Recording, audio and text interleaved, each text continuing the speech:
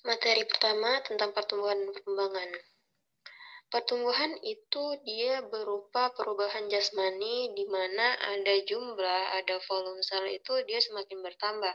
Contohnya, lingkar kepala semakin besar, badannya semakin tinggi, berat badan itu semakin bertambah, seperti itu. Lalu untuk pertumbuhan sendiri, dia bersifat kuantitatif atau bisa diukur. Sedangkan perkembangan, dia itu ada perubahan rohania. Jadi dia tidak bisa diukur, dia bersifat kualitatif tidak bisa diukur, contohnya perilaku, pikiran, dan kematangan. Lalu selanjutnya ada domain perkembangan. Dia ada 3 faktor, yang pertama fisik, psikologis, dan sosial. Untuk fisik, dia dipengaruhi oleh pertumbuhan dan perkembangan. Kalau pertumbuhan penjelasan seperti tadi sama, yang intinya dia ada hubungan dengan ukuran fisik. Jadi misalnya di pertumbuhan ini ada penurunan drastis, itu mungkin dikarenakan adanya gangguan pada pertumbuhannya. Lalu untuk perkembangan sendiri dia sama, ada perubahan rohania, sama seperti yang tadi. Lalu untuk faktor-faktor yang mempengaruhi perkembangan itu ada 4, ada genetis, maturasi, lalu ada lingkungan dan budaya. Untuk teorinya sendiri itu ada 2. Yang pertama itu ada teori maturasi yang disebutkan oleh Arnold Gesell. Jadi dia menyebutkan perkembangan didominasi oleh faktor genetis, tapi tidak dipengaruhi oleh faktor lingkungan. Sedangkan untuk teori psikososial yang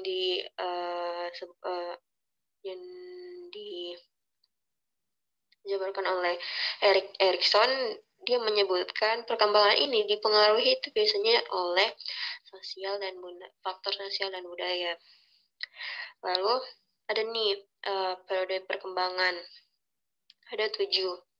Jadi masa awal itu masa prenatal, dianya dari masa konsepsi sampai lahir. Di prenatal ini ada 3 bagian.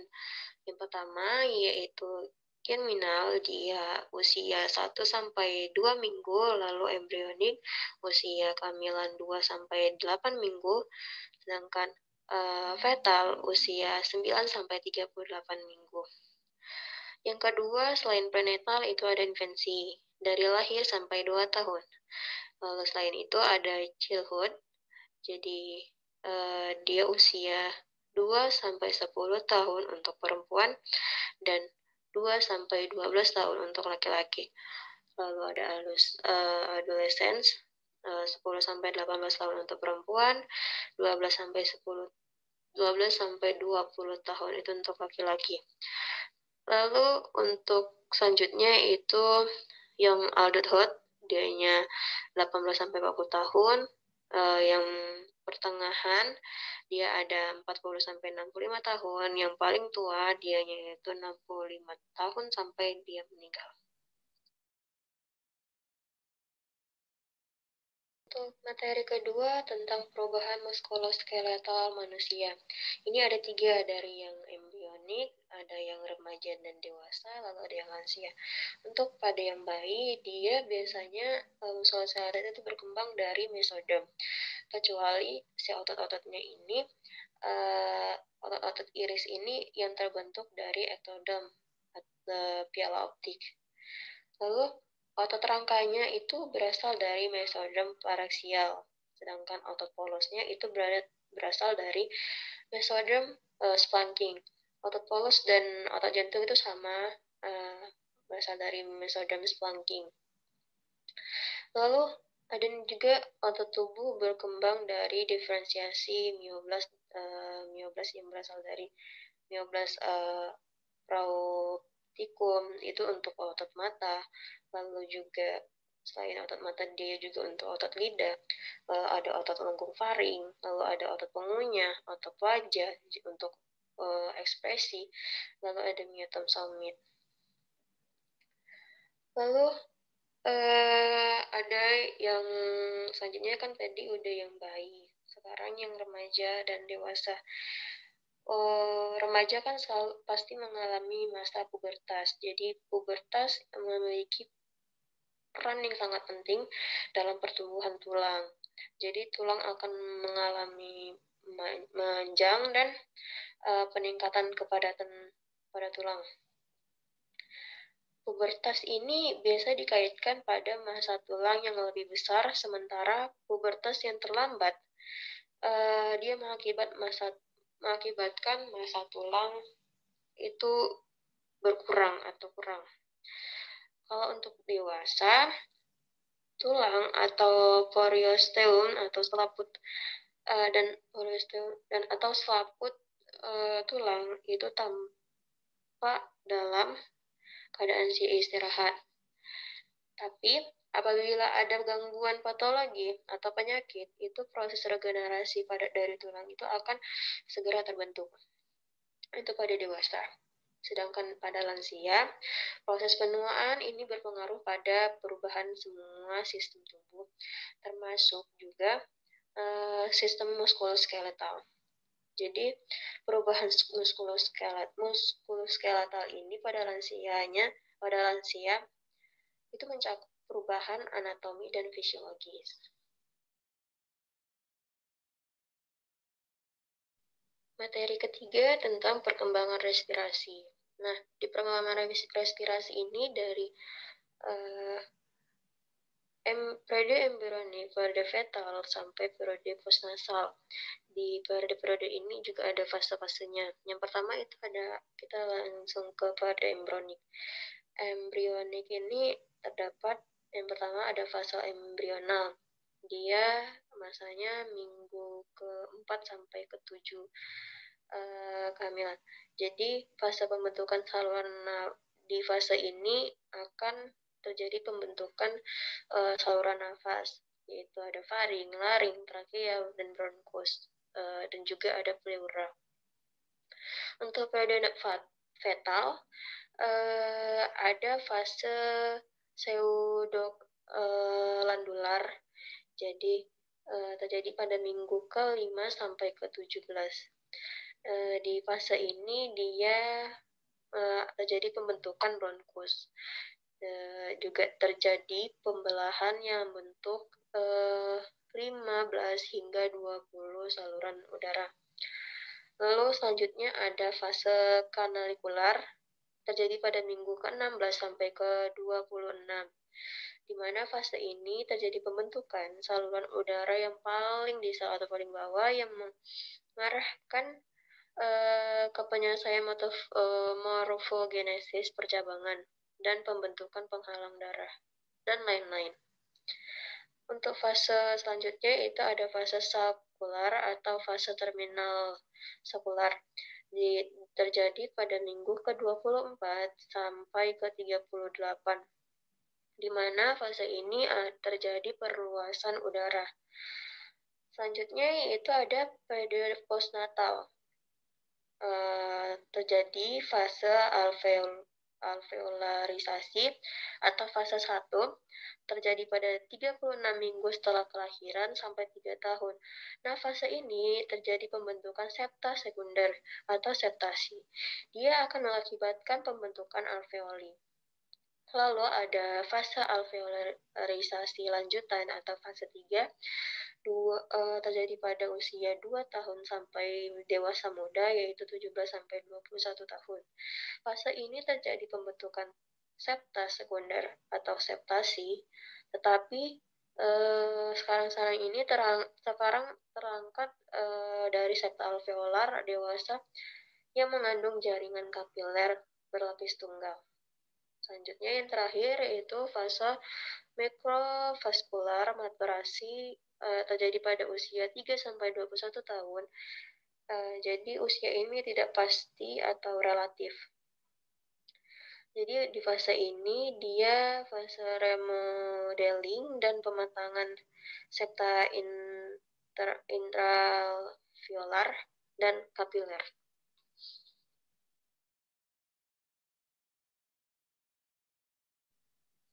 Selanjutnya itu materi keempat, Ya, tentang perubahan nervous system. Jadi, terbentuknya sel saraf manusia itu bermula dari masa awal embrio, yaitu lanjutan dari perkembangan sel embrio. Nah, di sini ada fase-fase perkembangan embrio. Yang pertama, ada fase neuralisasi. Nah, di fase ini terjadi pada hari ke-20, dia terjadi terbentuknya lempeng saraf. Lalu pada hari ke-23, lempeng saraf itu semakin ke tengah lalu menebal sisi-sisinya dan menjadi tabung saraf. Lalu pada minggu keempat, tabung saraf itu akan berkembang menjadi cerebrum. Dengan bagian-bagian otak, ada otak depan, tengah, dan belakang. Lalu untuk minggu ke-6 terjadi perkembangan SSP yang membentuk 7 bagian utama, ada cerebrum dan cephalon, midbrain, cerebellum, pons, medulla oblongata, dan medulla spinalis. Jadi antara 7 itu udah dibagi-bagi, ya, di mana dia akan diletak di otak depan, otak tengah, dan otak belakang. Selain itu juga ruang medulla spinalis itu mulai bisa diidentifikasi. Lalu yang fase kedua yaitu fase proliferasi, di mana minggu ke-11 itu terjadi proliferasi. Lalu pada bulan ke-3 sampai 5 kehamilan, zona ventrikel dan subventrikel itu terjadi proliferasi dengan pembelahan sel stem. Untuk fase yang ketiga yaitu fase migrasi. Jadi fase migrasi ini, migrasi neural akan membentuk korteks dan struktur nucleus profundus. Proses migrasi akan berlangsung hingga akhir bulan ke-6 sejak minggu ke-16. Untuk fase selanjutnya yaitu fase organisasi, di mana puncaknya itu di bulan kelima kehamilan hingga beberapa tahun setelah lahir. Perkembangan utama pada fase ini yaitu ada pembentukan dan diferensiasi neuron subplat, lalu ada membentuk bagian tepi yang sesuai, lalu membentuk pengembangan dendrik dan percabangan aksonal. Lalu ada juga pembentukan kontak sinaptik, lalu ada apoptosis dan eliminasi selektif pada neural dan sinaps, lalu ada proliferasi dan diferensiasi pada glia. Lalu pada akhir bulan ke-6 kehamilan, lempeng korteksnya itu sudah memiliki komponen sel saraf yang lengkap. Selanjutnya terjadi pembentukan jalinan saraf satu dengan yang lainnya atau bisa disebut sinaps. Untuk pematangan selubung saraf ini puncaknya ketika bayi berumur 1 tahun. Setelah bayi lahir terjadi pertumbuhan serabut saraf. Lalu terjadi peningkatan jumlah sel glia serta proses mielinisasi. Pada proses mielinisasi, perkembangan pada SSP itu selalu dimulai dari sistem saraf sensorik, kemudian sistem saraf motorik, sedangkan untuk SSP proses mielinisasi ini dimulai dari batang otak dan cerebellum.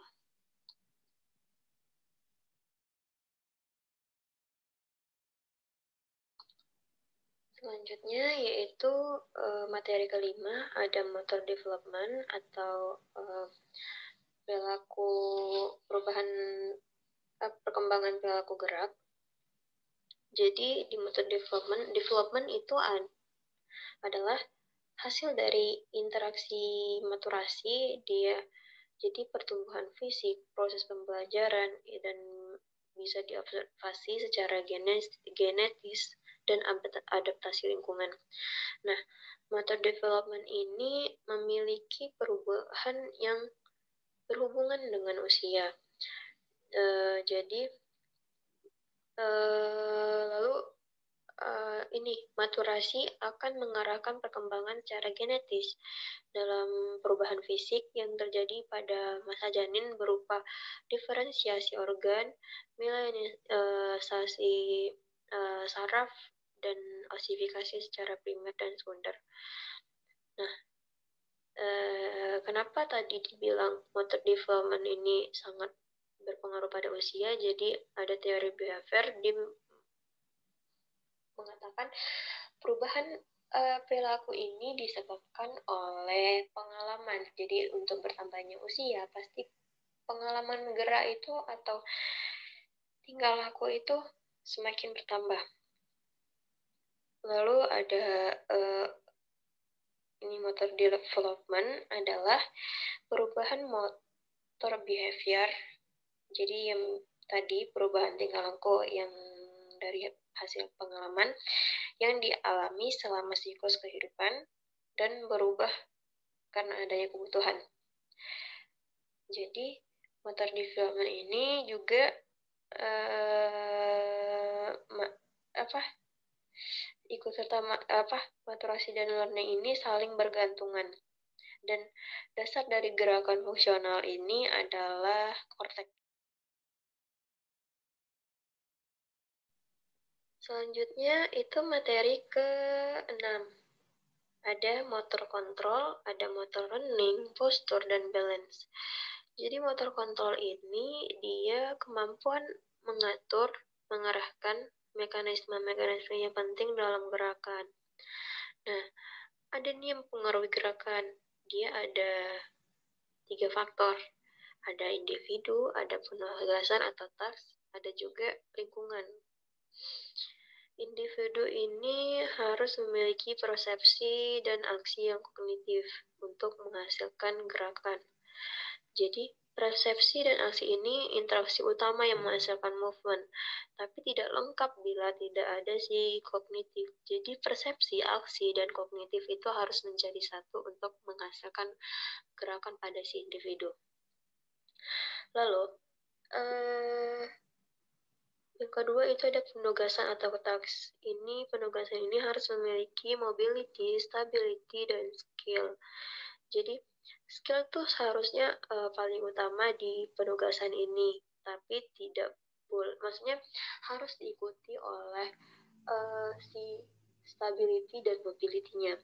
Lalu untuk lingkungan, di lingkungan tuh harus memiliki lingkungan itu bersifat ada 2, ada yang reguler dan non reguler.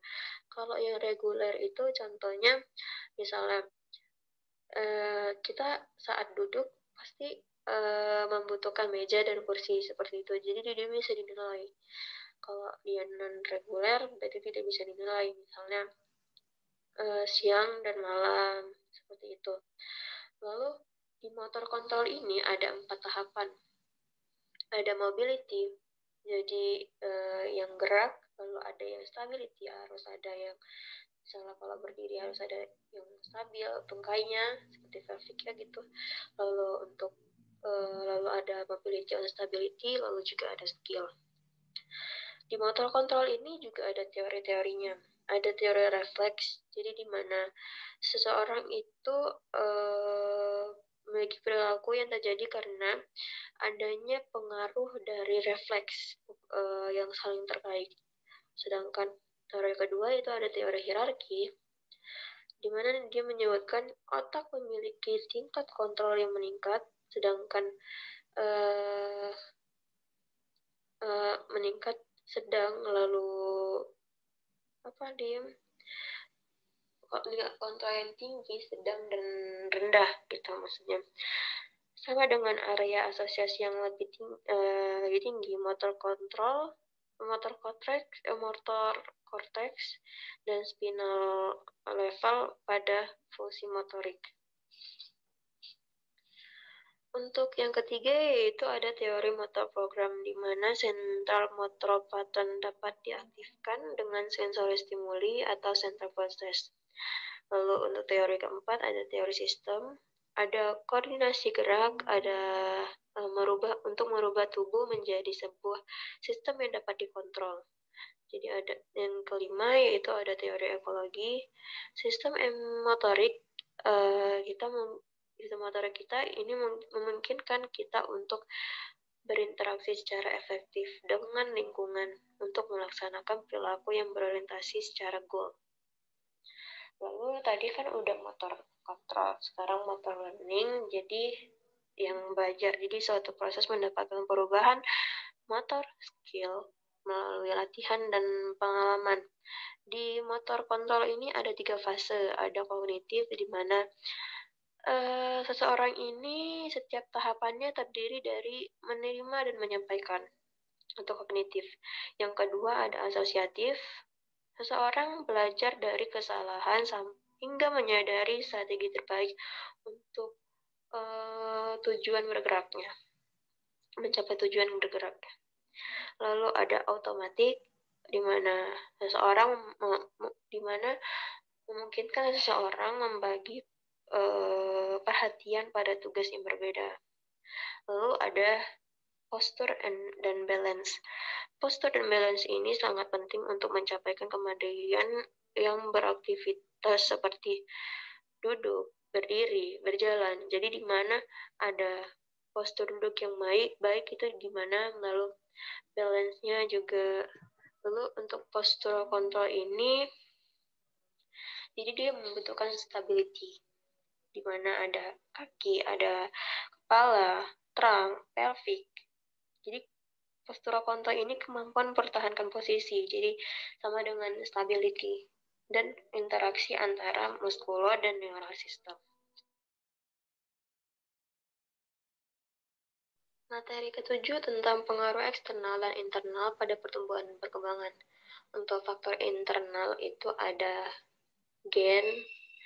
Gen itu kan seperti yang kita tahu itu dia membawa sifat dari orang tua, yang diturunkan dari orang tua itu biasanya bisa warna kulit, bentuk rambut bisa keriting lurus atau bergelombang. Lalu bentuk hidung juga bisa, bentuk wajah, bentuk tubuh, mata, juga alis, biasa seperti itu. Lalu yang kedua yaitu ada hormon. Hormon mungkin enaknya lebih ke masa pubertas, di mana perempuan atau wanita dan laki-laki memiliki perubahan pada tubuhnya, misalnya tumbuh bulu di sekitar kemaluan, bulu di ketiak, dan untuk perempuan suara semakin menghalus, lalu suara untuk laki-laki memberat, laki-laki tumbuh jakun, perempuan payudara yang membesar, untuk laki-laki adanya bidang, seperti itu. Itu dipengaruhi oleh hormon. Lalu yang ketiga ada ras. Jadi misalnya gini, ras Asia memiliki postur tubuh lebih pendek, warna kulit lebih agak gelap, jadi warna tubuh juga, warna rambut juga lebih hitam, gelap juga daripada ras Amerika. Itu seperti itu. Lalu untuk umur, selanjutnya umur ini dapat menghentikan tumbuh dan kembang pada manusia. Lalu setelah umur 20, perkembangan tumbuh dan perkembangan itu sudah mulai terasa lebih lama. Selanjutnya ada jenis kelamin. Pada masa bayi dan anak-anak, masa pertumbuhan wanita itu lebih cepat daripada pria. Pada masa pubertas, anak laki-laki malahan yang lebih cepat daripada anak perempuan. Lalu untuk faktor eksternal sendiri ada gizi, penyakit, infeksi, pekerjaan, lalu sanitasi lingkungan, perasaan manusia, stimulasi, kondisi sosial ekonomi. Jadi semua dari eksternal ini, misalnya gizi, dia kekurangan vitamin atau kekurangan karbohidrat atau apapun yang menyebabkan gangguan dari eksternalnya. Penyakit juga, lalu pekerjaan juga, kondisi lingkungan juga, gitu. Lalu ada endokrinologi pertumbuhan, di mana sistem kelenjar endokrin ini merupakan salah satu sistem utama pada tubuh yang mengkoordinasi senyawa kimia. Kinerja sistem endokrin ini berdampak pada seluruh sel, organ, dan berbagai fungsi di tubuh manusia. Untuk kelenjar-kelenjar yang ada di sistem endokrin itu ada kelenjar tiroid, paratiroid, pituitari, adrenal, pankreas, reproduksi. Nah, selain kelenjar-kelenjarnya juga di sini ada gangguan sistem endokrin. Dia ada diabetes, hipertensi, lalu masalah berat badan, gangguan metabolisme, osteoporosis, kolesterol, lalu menopause dan penyakit tiroid dan lain-lainnya. Selanjutnya yaitu materi ke-8 ada perkembangan prakelahiran. Jadi tadi kan ada di materi pertama yaitu prenatal, ada 3 bagian, ada germinal, embryonik, sama fetal. Nah, ini akan saya jelaskan lebih dalam, di mana masa pembuahan prakelahiran itu masa pembuahan sampai masa kelahiran. Jadi ada tadi yang saya sebutkan germinal, embryonik, dan fetal. Kalau germinal dia kan 1-2 minggu. Itu terjadi pada dua minggu pertama setelah pembuahan, terbentuknya zigot dan pembelahan sel. Lalu pada masa ini juga terjadi menempelnya lah si zigot ke dinding rahim. Lalu ada melekatnya, lalu si zigot ini akan melekat pada dinding rahim. Itu biasa pada hari ke-11 sampai 15 setelah fertilisasi. Lalu yang kedua ada masa embrionik, di mana terjadi pada usia 2-8 minggu setelah fertilisasi. Lalu pada masa ini kecepatan diferensiasi sel itu meningkat. Lalu sistem pendukungnya itu udah mulai terbentuk. Jadi sistem pendukung itu ada talik pusar, plasenta, sama amnion. Lalu organ-organnya juga mulai terbentuk. Lalu ada kan sel itu memiliki 3 lapisan. Itu juga lapisannya juga udah terbentuk. Ada lapisan endo, ekto, sama mesoderm. Lalu untuk pembentukan organ terjadi pada 2 bulan pertama prakelahiran. Jadi lalu pada minggu ketiga terbentuklah itu saluran neural berdiferensiasi menjadi saraf spinal. Pada hari ke-21 itu mungkin hari ke-21 terbentuk mata, hari ke-23 itu terbentuk jantung, minggu ke-4 itu ora genita lengan, kaki mulai tumbuh, lalu bilik jantung dan pembuluh darah itu mulai tampak. Untuk minggu ke-5 sampai 8 itu lengan dan kakinya itu udah terpisah, lalu wajahnya juga mulai terbentuk. Sedangkan masa fetal itu terjadi pada usia 9 sampai 38 minggu. Di bulan ketiga itu panjangnya udah 3 inci, beratnya itu udah 3 ons. Dimana tangan dan kakinya juga udah mulai aktif, mulutnya udah mulai membuka dan menutup, serta gerakan kepalanya juga udah mulai aktif, tapi tidak terlalu. Dan wajah pokoknya udah jelas. Lalu kemaluannya juga sudah bisa dilihat.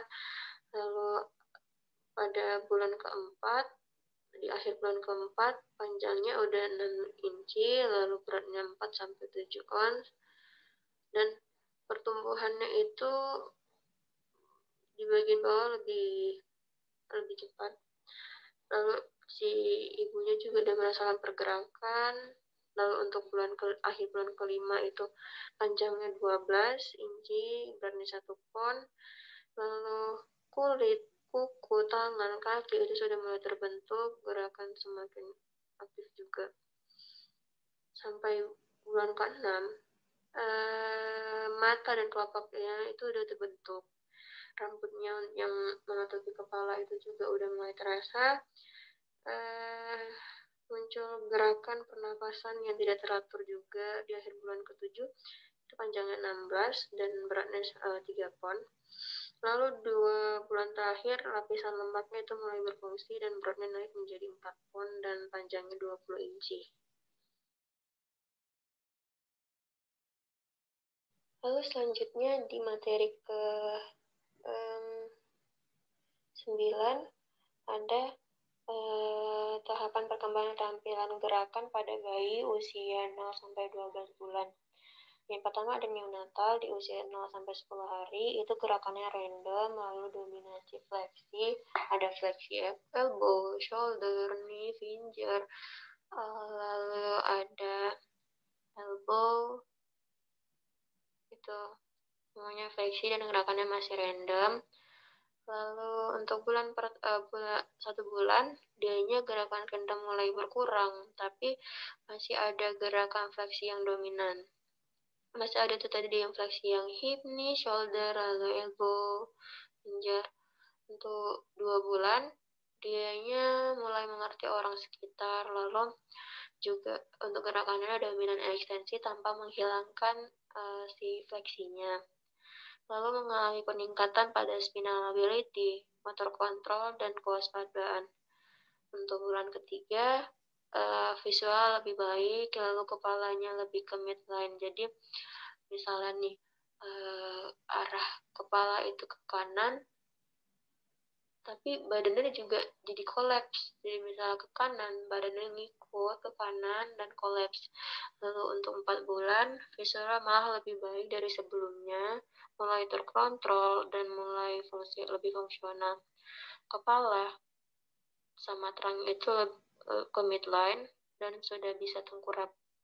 Lalu untuk 5 bulan, terjadi bisa sitting dengan hand support, lalu proximal trunk dan shoulder-nya stability-nya lebih baik, lalu kontrol anti gravitasi ekstensinya meningkat pada trunk dan hip, pada head dan trunk. Untuk 6 bulan lebih aktif tengkurap dan telentang, lalu head control-nya juga sudah full, lalu sitting tidak menggunakan tanggahan tangan, jadi tidak ada hand support-nya. Untuk 7 bulan bisa posisi berdiri dan dari gerakan duduk, lalu dia ada meraba-raba dinding lalu berdiri, lalu bisa mulai lagi, lalu bisa berpegangan pada saat berdiri. Untuk 8 bulan bisa berdiri dengan merambat dan berpegangan 2 tangan dan mulai mengeksplor lingkungan. Untuk 9 bulan terangnya lebih stabil, berdiri dan merambat itu lebih sering juga, bisa berbalik saat berdiri dengan 1 tangan untuk pegangan.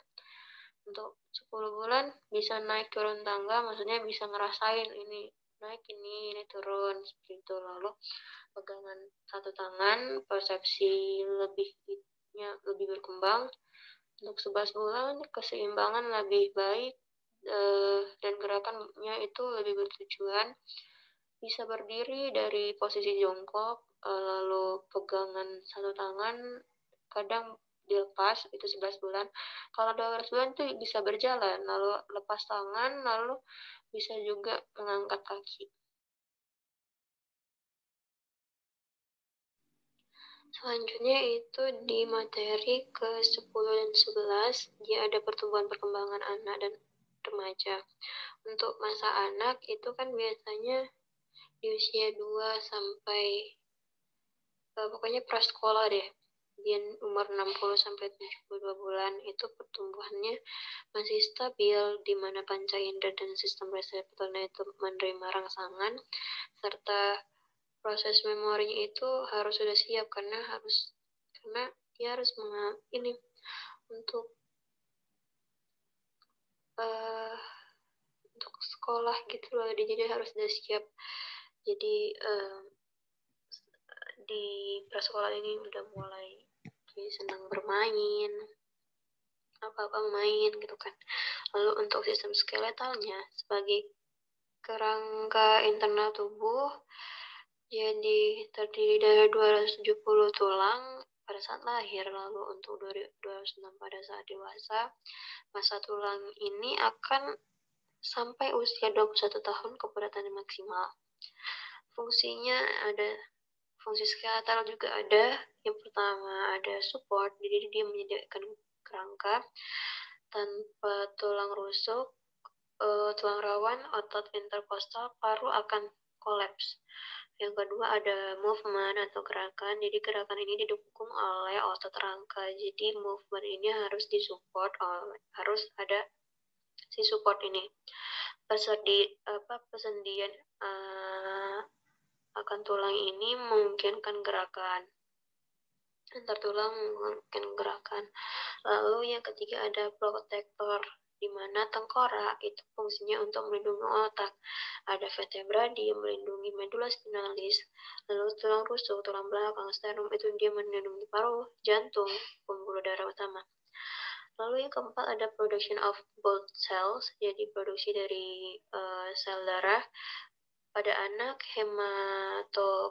hematopoiesis itu terjadi terutama di sumsum tulang belakang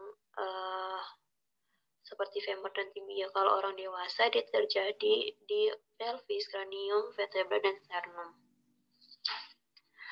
Lalu untuk muscular systemnya ada fungsi otak itu untuk alat gerak aktif, fungsi stabilisator sendi, lalu menghasilkan panas saat aktivitas. Fungsi muscular system ini dia ada mobility, stability, postur, resirkulasi, aspirasi, pencernaan, urinisasi, melahirkan, vision, organ protection, lalu ada pengatur suhu. Jadi fungsi-fungsi ini dia terjadi pada muscular system. Selanjutnya itu perkembangan masa remaja di usia 11 atau 12 sampai 18 tahun. Karakteristik ini, jadi remaja itu terbagi dua. Ada remaja awal, ada remaja akhir. Untuk remaja awal umurnya itu 11 sampai 12 11 atau 12 sampai 16 atau 17 tahun. Sedangkan yang akhir dianya 16 sampai 17 dan 16 atau 17 sampai 18 tahun. Perkembangan masa remaja ini ada perkembangannya ada perkembangan kognitif, bahasa, emosional, sosial, perkembangan selama remaja. Jadi ada kalau selama remaja itu perubahan fisiknya itu ada perubahan internal, di mana tinggi badan semakin tinggi, berat badan semakin bertambah, lalu proporsi tubuhnya juga, organ seks juga. Lalu untuk yang eksternal dia ada masa pubertas. Materi yang ke-12 itu ada perkembangan masa dewasa muda. Jadi tugas perkembangan dewasa muda itu ada banyak. Dia memiliki tanggung jawab sosial dan kenegaraan sebagai orang dewasa. Dia mengembang pemikiran standar kehidupan ekonomi. Dia menyesuaikan diri dengan kehidupan sebagai orang tua. Dia menerima dan menyesuaikan diri dengan perubahan fisik. Lalu mengembangkan kegiatan-kegiatan pada waktu senggang. Juga membimbing anak dan remaja untuk lebih bertanggung jawab pada masa depan dan lain-lainnya. Lalu ada sistem saraf, selanjutnya ada ke sistem saraf pusat. Jadi sistem saraf pusat ini ada dua, ada otak, jadi ada cerebrum sama midbrain. Kalau yang kedua itu ada medula spinalis. Kalau saraf tepi, dianya ada saraf somatik dan saraf otonom. Saraf somatik itu dia sensomotorik, di mana dia mengatur otot sadar. Dia ada 12 nervus cranialis, lalu ada 31 pasang saraf spinal, lalu ada plexus juga. Kalau yang saraf otonom, dia mengatur otot tidak sadar seperti jantung, hati, jalan pencernaan, dan lain-lain. Kalau saraf otonom ini ada saraf simpatis dan saraf parasimpatis. Lalu mielinisasi ini berlanjut hingga dewasa karena di area yang bertanggung jawab mengintegrasikan info tindakan yang disengaja, yaitu area asosiasi otak. Nah, mayoritas individu ini biasa berusia 20-29 tahun, itu berada pada puncak kemampuan mereka untuk tampak secara fisik. Mulai usia 20 tahun, berat otak itu juga menurun, korteksnya menipis, dan jumlah sel glianya berubah, itu bergantung pada jenisnya. Perubahan SSP ini terkait penuaan tidak sama untuk setiap bagian otak. Penuaan ini mempengaruhi lobus frontal dan temporal. Pada orang dewasa, kecepatan konduksi saraf-saraf tepi itu menurun. Kecepatan impuls saraf sensori juga menurun pada usia 30 tahun.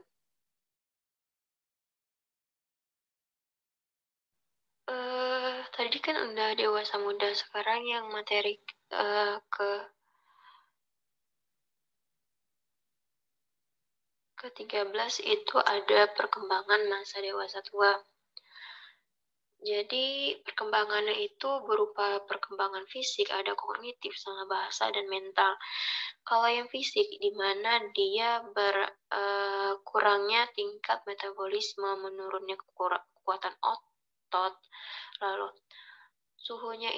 pengaturan suhunya itu semakin sulit, lalu menyebabkan pikun, lalu menurunnya sistem kekebalan tubuh, berat badan juga menurun, gerakannya juga melambat, menjadi lebih pendek, lalu menurunnya fungsi untuk melihat, untuk mendengar, lalu meningkatnya tekanan darah, sering hipertensi, lalu dadanya menyusut, paru-parunya kehilangan elastisitasnya, diafragmanya juga melemah.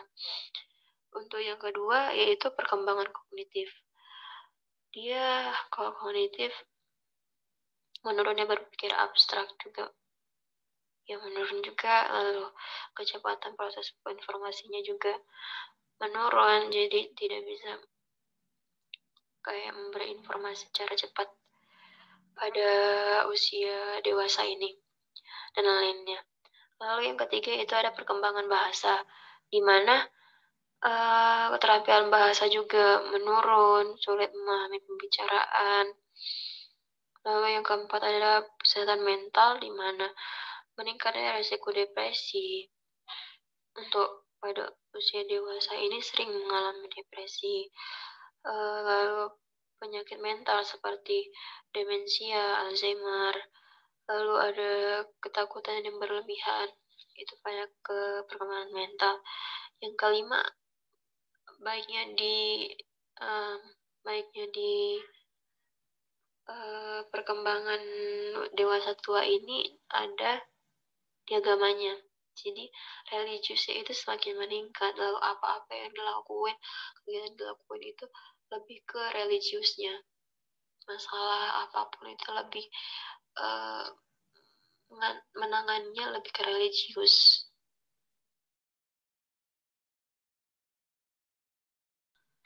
Untuk materi ke-14 itu tadi kan dewasa muda, udah dewasa tua, udah, dan ini sekarang lansia.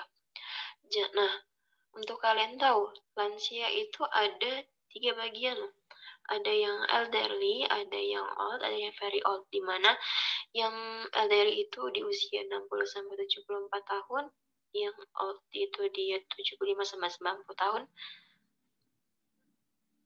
lalu yang very old itu lebih dari 90 tahun. Nah, ada perubahan-perubahan nih atau perkembangan di lansia ini. Yang pertama, perubahan fisik, di mana untuk daerah kepala itu bentuk mulut itu udah berubah karena giginya itu udah pada rontok gitu, ngadak gitu kan. Lalu matanya itu kelihatan pudar, kadang kita pokoknya melihat itu udah susah gitu kan. Baru kulitnya kering, keriput, rambutnya juga menipis dan putih. Lalu untuk daerah tubuh, bahunya itu semakin bungkuk, perutnya membuncit, pinggang itu tampak besar, payudara untuk wanita itu udah semakin menurun atau mengendor. Lalu untuk yang daerah persendian, pangkal dan pembuluh darah itu udah melonjol, tangannya udah kendor, udah makin berat, lalu lebih kurus juga, kering, kakinya itu membesar, juga kendor juga, lalu ada kuku tangan dan kuku tangan kaki itu menebal, mengeras, dan mengapung. Lalu ada perubahan kognitif di mana kemunduran kemampuan mental itu, lalu kemerosotan juga intelektual. Untuk yang ketiga itu ada perkembangan kepribadian di mana ia melihat kembali apa yang telah dilakukan selama hidup. Kadang timbul ini rasa rasistik atau kanak-kanakan gitu, atau masa awal anak-anak.